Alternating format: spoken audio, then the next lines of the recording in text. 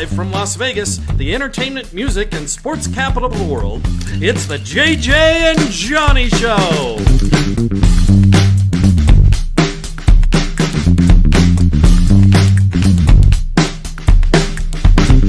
And good afternoon, everybody. Hey, JJ here, holding it down at the studio. It's 2 o'clock Pacific Standard Time. Thanks for joining us for the JJ and Johnny Show, episode 24. Cass is with me today. Cass, say hi to everybody, please. Hello, everybody. Thanks for tuning in. Happy Thursday. Thursday vibes. Thursday at 2 o'clock vibes. We're at episode 24. Yeah, and I can't believe it. You'll see the title of the episode today is Funk AF. Most of you know what that stands for, and if you don't, you probably don't want to know. But that comes from the new song that we played during the countdown. That is actually the title of the track that we used during the countdown today. So kind of just sprung up on Johnny's channel today. If you're watching on our channel or on Twitch or any of our other platforms, thank you for joining us. Johnny D is across the country.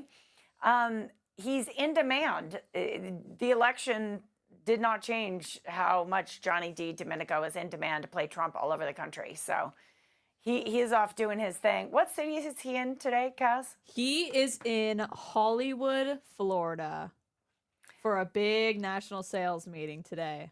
Excellent. But Excellent. I think he's doing mostly himself. I don't think he's doing any characters. I think the only character he's doing is like a surfer dude, which is Johnny D playing Johnny D. Johnny D playing Johnny D Love today. It. I always think, right when I start to hear Hollywood, I always think Hollywood, California. Me too. And then you have to say Hollywood, Florida. Yeah. And I in fact dated a guy from Hollywood, Florida. He was really? Yeah, one of my best boyfriends in college because I had a few. But yeah, he was a really cool guy. And I went home. It's actually my first time ever going to Florida. I went home with him and spent a few days with his family. His parents were super welcoming, and that was really sweet. Oh, that's good. So I have fond memories of Hollywood, Florida. I always get worried about like the Florida guy, the guy from Florida. They always seem a little crazy. I would say this particular guy, he was not. He didn't have a mullet. He wasn't what you'd think of as like stereotypical Florida. Super smart guy. And super funny as well. So yeah, he has a little. I wouldn't say he would fit in exactly to what you'd think of when you said Florida guy. Florida man. Do you know what I mean? Yeah. Florida man. Yeah, he's not like drinking beer, wrestling gators with a mullet. He's kind of the opposite kind of guy. I love that. So, yeah. And you, speaking of guys, your guy has a birthday this weekend. Yes. So you've got Cass, as many of you guys might know, if you watch Johnny's channel all the time, Cass has a boyfriend. She's not married yet, but she is with a boyfriend who's super cool. His name is Miles. Is it okay if I tell people about your personal relationship? And you guys live together. We do. But you're planning a birthday. Tell us what you've got planned for the birthday. I think we're gonna do a surprise party. You know, he's the type that doesn't like to do a ton on his birthday. But we're gonna take him out to dinner and have some friends sneak into the house and just do a little surprise. It'll probably be like 6 people, short, sweet. Happy birthday, Miles. He's turning 26. Big old 26. We're getting close to 30. I feel like when you invite people over for a house party and it is also kind of a surprise birthday situation, that's when people can really get their party on. Yeah. Frankly. Those are some of the nights that can go till 4 a.m. Like it's that kind of setting.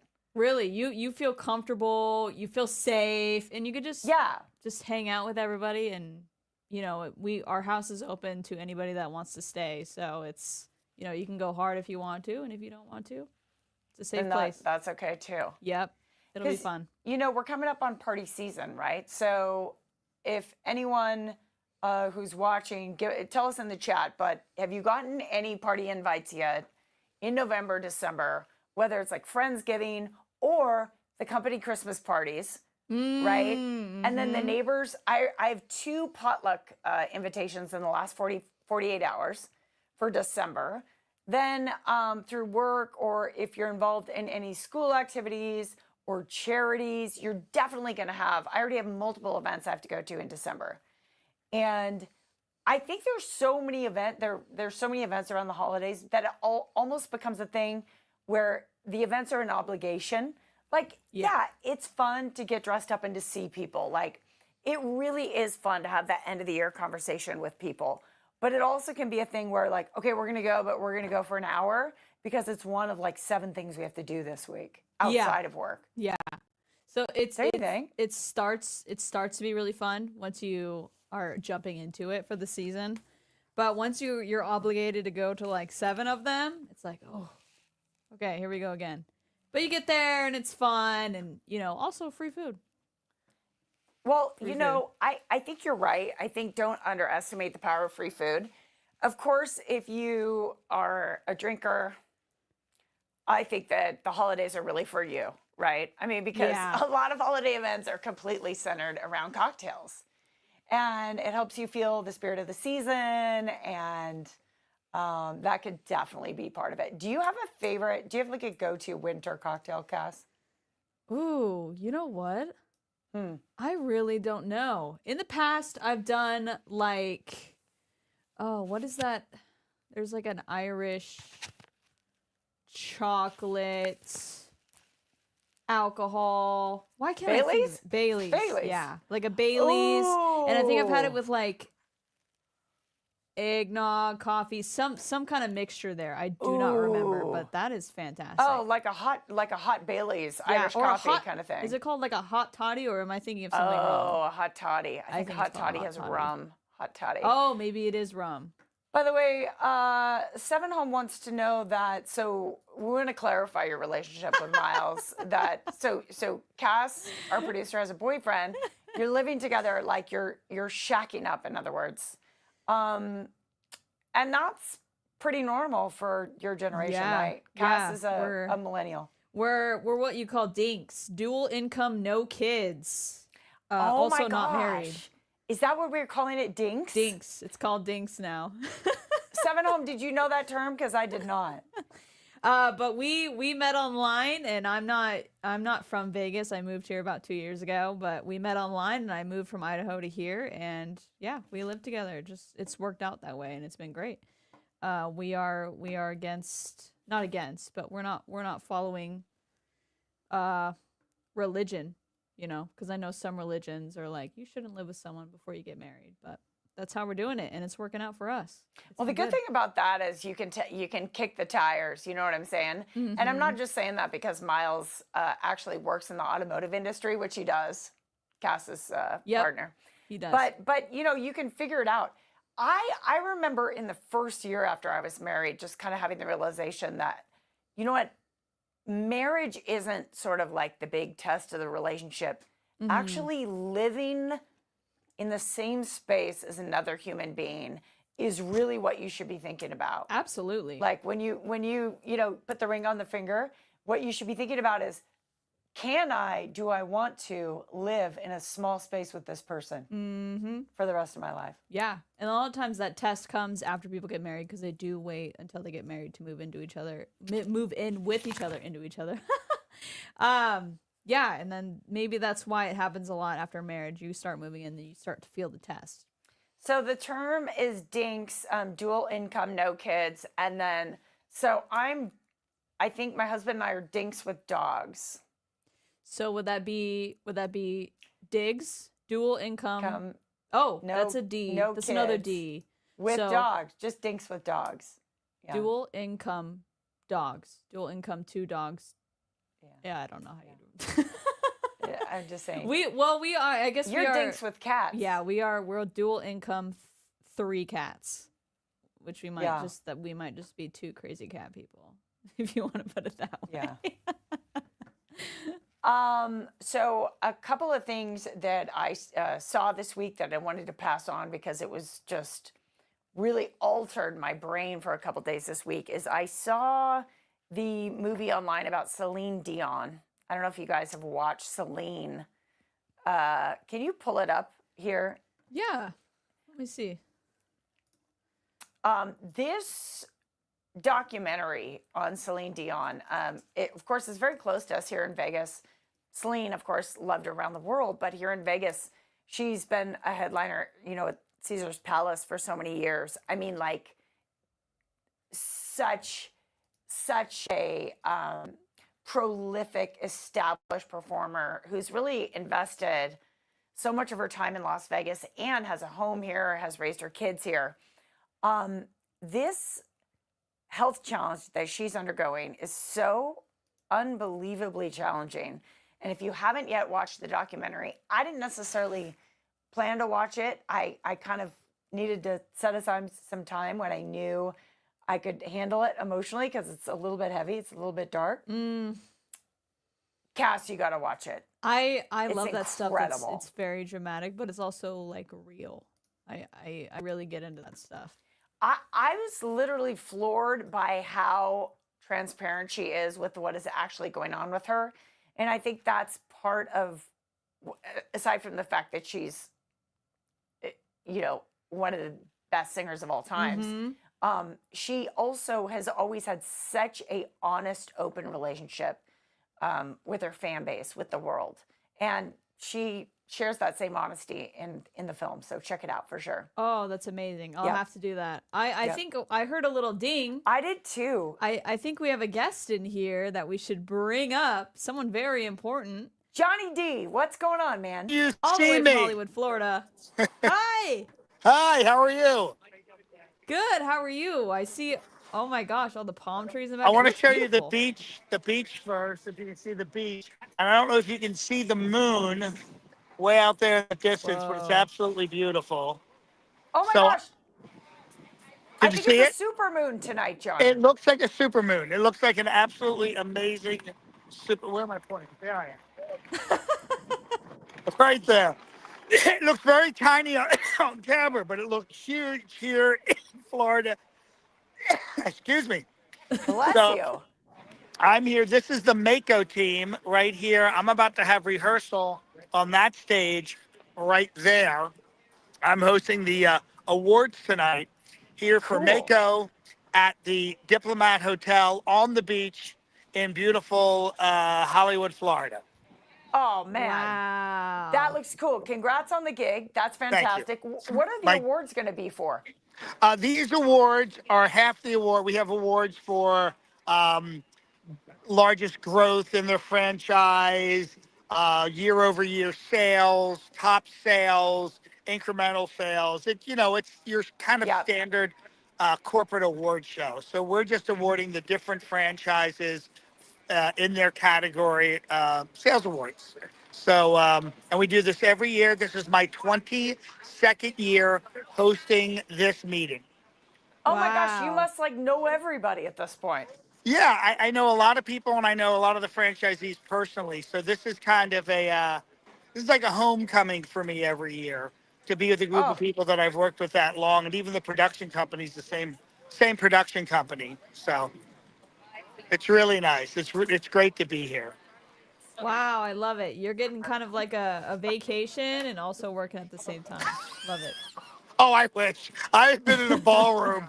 I've been in a ballroom since 9 o'clock this morning. This is my first time No. out. Yeah. Oh my gosh. People say, "How's Hollywood, Florida?" I say it's 72 and dark. So it's. Oh my gosh, right? Yes. But this is the executive team right here. They all have little envelopes in their hands, and they'll be bringing up different awards. That's Frank Petrain, and he was just named president. I know to our audience that means nothing, but it's pretty wild. He just found out a couple of days ago he's now the president of the company.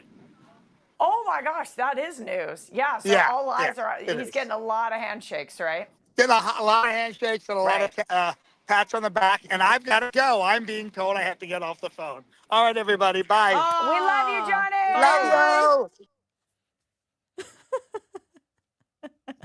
Oh, I'm glad he could check in though. That was great. Oh my God, that was so much fun. I love it. It's amazing that we can have him pop in even when he's out of town. It's fantastic. And I might be doing the same next week because I'm going to be going to Utah and then Washington State, popping around a little bit. Exciting. Yes.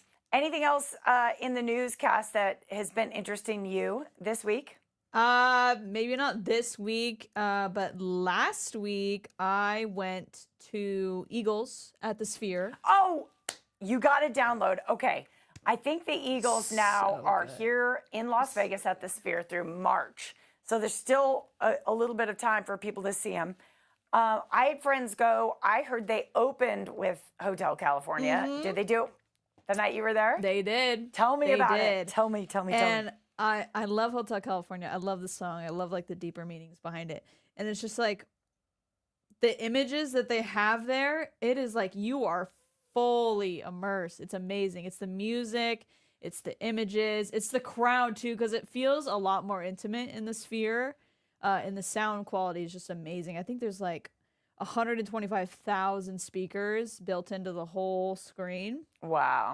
And some of those moments, they show you like going atop these buildings. I think it's like halfway through the concert, and you're like, you feel like you're tilting over these buildings. You're like, holy shit, this feels crazy. Yes. But it was such a cool show. It was an awesome experience. I mean, I think a lot of people who are coming to Vegas and know they're going to experience the Sphere, they're wondering, like, are they going to get motion sickness?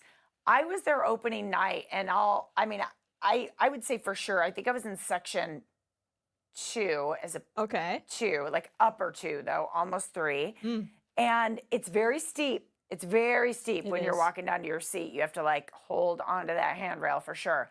But I didn't get motion sick at all during the show, which is interesting. It's super immersive, but without you feeling that weird motion sickness.